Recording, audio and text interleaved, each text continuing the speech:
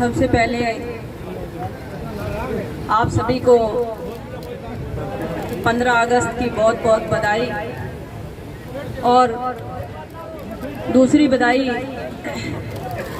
मैं आपको देना चाहूँगी कि कल जो आप सब ने हमारे साथ मिलकर जो संघर्ष किया उसकी जीत हुई है, तो आप सब बधाई के पात्र हो।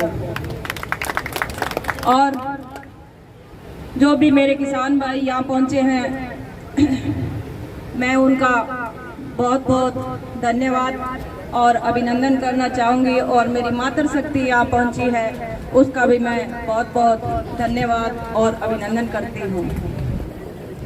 और 14 दिनों से जो मेरे किसान भाई 200 फीट की ऊंचाई पे बैठे हैं उनके भी संघर्ष को मैं सलाम करना चाहूँगी। और जो भी मेरे किसान भाई 13 भूख हड़ताल पे बैठे हैं उनका भी मैं दिल से गहराइयों से सम्मान करना चाहूँगी। और मैं ज़्यादा तो नहीं बोल सकती क्यों तबीयत तभी भी डाउन है। एक जो प्रशासन के अधिकारी और कर्मचारी खड़े हैं और शायद इधर आए भी हैं, मीटिंग चल रही है, तो मैं उनको एक बात जरूर कहना चाहूँगी कि कान खोल के सुन लियो। आपने जो ऊंट के मुंह में जीरा देने वाली बात करी है ना, तो इससे किसान संतुष्ट नहीं होगा। जब तक हमारा बीमा क्लेम सारा नहीं आएगा हम किसी को भी बख्शने वाले नहीं हैं। अभी तक तो हम सीएम खट्टर को चेतावनी देते रहे हैं और डीसी साहब और एसडीएम साहब को ये चेतावनी देना चाहती हूँ कि या तो हमारा बीमा क्लेम जारी कर दो और करवा दो जल्दी, हमारी बातें मान लो, नहीं तो तहसील के अंदर से घसीट के बाहर ले आएंगे। अब इम्तिहान की घड़ी हमारी आ चुकी है। अब 16 तारीख को कल का हमने आज का भी निर्णय लिया था, पर जो हमारा दिवस है इसको भी मनाना बहुत जरूरी था, क्योंकि इन सरकार के पीछे चढ़ना हमारा काम नहीं है। तो हमारी जो कमेटी है उसने बैठ के ये फैसला लिया था कि स्वतंत्रता दिवस है तो इस पे हम ऐसा कोई काम नहीं करेंगे कि कल को हमारे तिरंगे को आँच आई। तो हमने 16 तारीख का निर्णय लिया और जो 16 तारीख का निर्णय लिया है सारी कमेटी ने बैठ के, मैं सभी किसान भाई आए हैं, मैं उनसे एक ही बात कहना चाहूँगी कि कल सुबह सारे ज़्यादा से ज़्यादा संख्या में पहुँच के टोल प्लाजा पे पहुँचने का काम करें और ये गंदी सरकार है इसको सबक सिखाने का काम करें।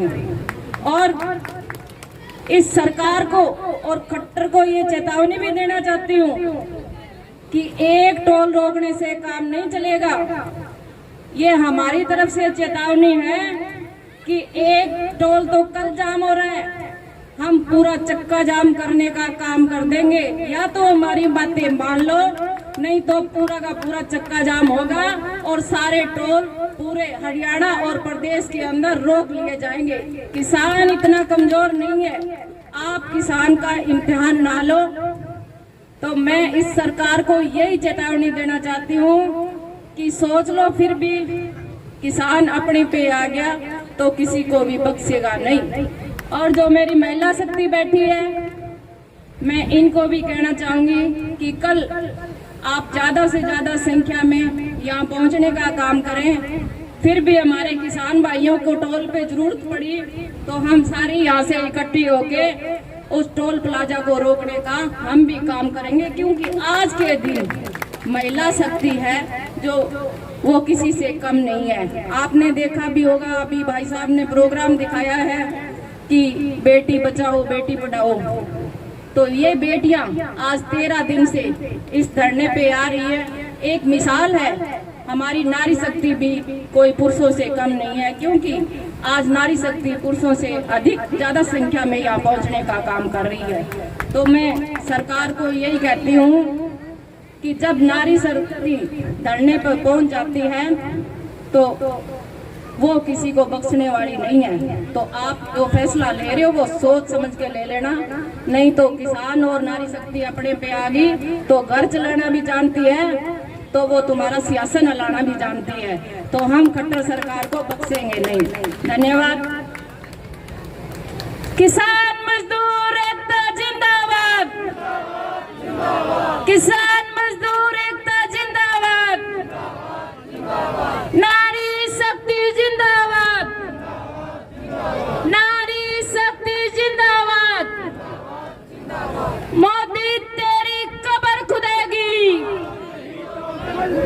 खट्टर तेरी कब्र खुदेगी।